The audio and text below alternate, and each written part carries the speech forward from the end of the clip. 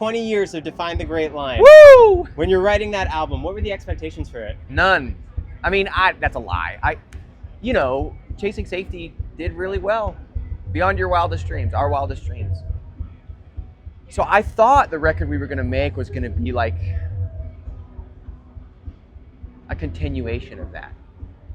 Like at the time, the bands that were so big were like Story of the Year, Taking Back Sunday, The Used, My Kim, obviously. So I thought we were going to like,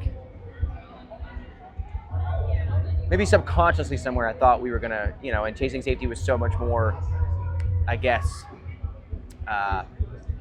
accessible than our like local band albums we had out. And we decided to do whatever we wanted. And Define the Great Line came out. So I think that was when we really kind of put our flag in the sand of like, in this band, we do whatever we want. You know what I mean? Which sounds pretentious and stupid, but that's how it felt, Did it feel like this is who we are? We are Underoath. We put our heart and soul into it? Absolutely, but less like, it kind of cemented what I think is what the band we are now. Which we never do the same thing twice. You know what I mean? Like, we make what we want to make. It's sort of when we put that flag in the sand of like, there's no way to say this without sounding douchey. Like, we're individuals. Like we don't follow the trend. And I'm not saying all those bands are trend. Some of the bands are my favorites, but like, that thing. When people leave the Underoath show today, what emotion or feeling do you hope to take away with them? Damn, Joe. I guess escapism would be my biggest thing. For the next 45 minutes or however long, I don't know how long it is. Like you can feel and be like yourself, wholeheartedly, unabashedly. Yeah, that feels good.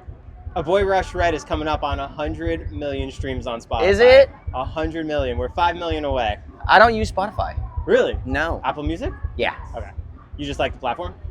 I think it sounds better, and I think that's not for this podcast. That's for a sit down in your house. But Spotify just, they let you change the lossless audio now. They do. You still think Apple, though? Yeah, I'm an Apple person. Why do you think that song has such an affinity with the audience? You know what's weird about that? I don't know if we talked about this at your house, but that song was never a single. It never had a music video. It never got a shot, but it became our biggest song.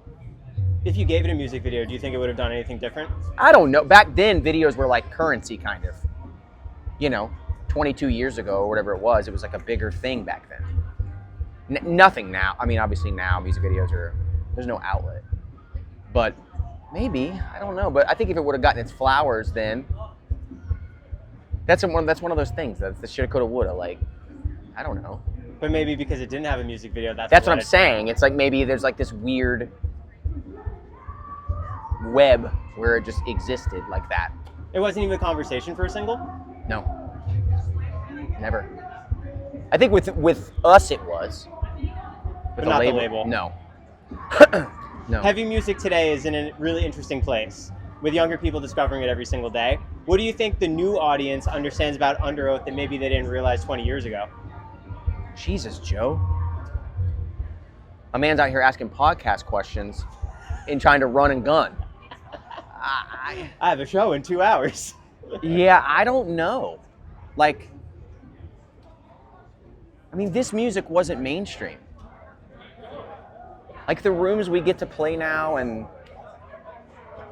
the size of this today, like the biggest Warped Tour back in the day was a quarter of this. You know what I mean? Like it's big now. So I think that they're probably more open-minded now, the kids of today. Trying different music? Well, back in the day, you got to remember, it was like 4 or 5 bands that screamed and sang. You know what I mean? You were like a pop punk band or a metal band. It was very segregated in that way. So now it's just all mushed together. There's no rules. You know what I mean? Like, it just is. So I think maybe kids now have more accessibility, because it's like, here's this crazy ass band you would never have heard 20 years ago. Because evolution is real, right? Like things evolve, art evolves. That's the best answer I got without talking your off. in honor of Warped Tour, are there any memories that stick out to you over the past 2 decades? We've done Warped Tour 9 times, like a full summer. And my fondest, it's where our band really happened. In what way? My fondest memory, I got kidnapped in the middle of the night by Kevin and put on his bus. I've had all those stories, but my fondest memory is in '04. We were playing on a stage called the Smart Punk stage, and it wasn't even put up on the blow up. So you couldn't, you didn't even, the crowd couldn't find out you were playing. So we had to pass out flyers every day. And Chasing Safety came out that summer. And it blew up, and we didn't know because there was no internet, really. Didn't have a cell phone, This was '04. And I remember we were in Boston, and we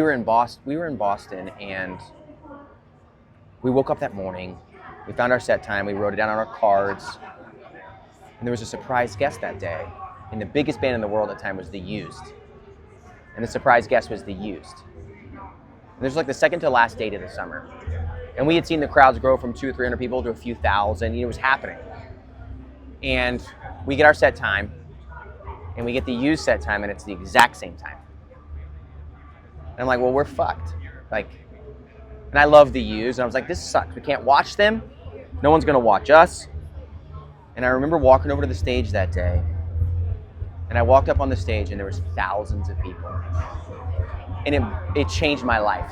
It gives me goosebumps now, because it was the proof, That was the proof that we had something that was ours, that people connected to, even during the Used biggest era. And they're our homies, we tour with them, but it was just it was magic. And that was the moment I realized, as cheesy as this is, everything's gonna be okay. You know what I mean? We're gonna be able to move out of the ghetto. We're gonna be able to be citizens. We were kids that grew up with nothing, So It's incredible. yeah, man. Awesome. Thanks so much for coming back. Sorry it was so short. No, that was great.